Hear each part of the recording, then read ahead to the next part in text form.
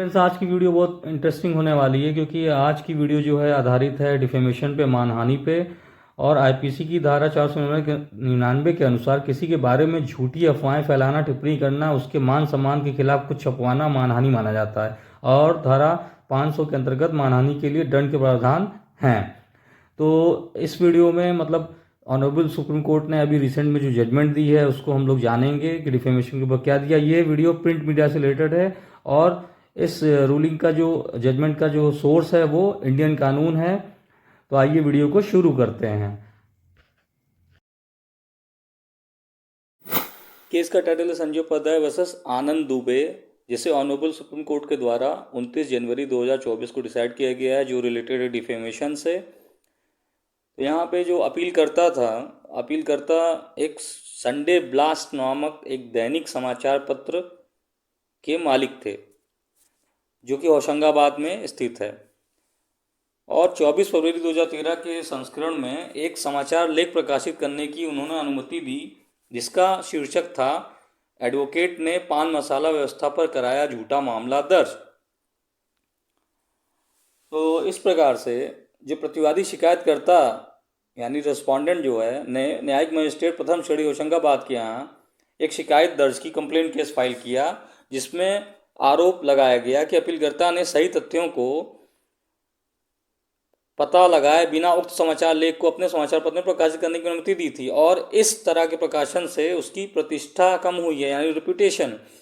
और प्रतिवादी शिकायतकर्ता बड़े पैमाने पर जनता की नज़र में था, और इस प्रकार आरोपी अपीलकर्ता पर भारतीय दंड संहिता 1860 की सेक्शन 500 के तहत दंडनीय आपराधिक मानहानि का मुकदमा चलाया जा सकता था। तो लंदन मजिस्ट्रेट ने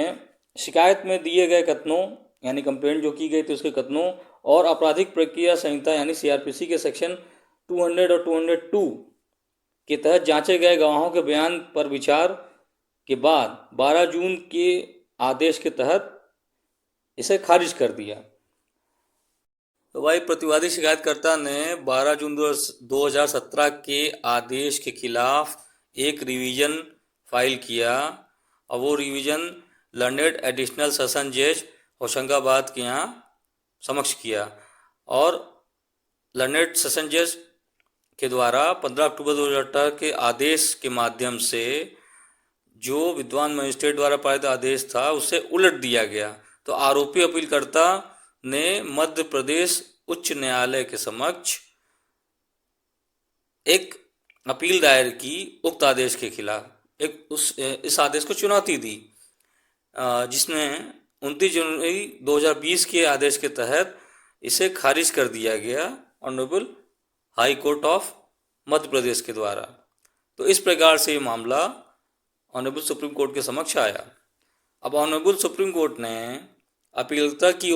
अपीलकर्ता की ओर से दी गई दलीलों पर विचार किया और निचली अदालतों के साथ साथ उच्च न्यायालय द्वारा पारित आदेश सहित रिकॉर्ड पर रखी गई सामग्री का अध्ययन किया,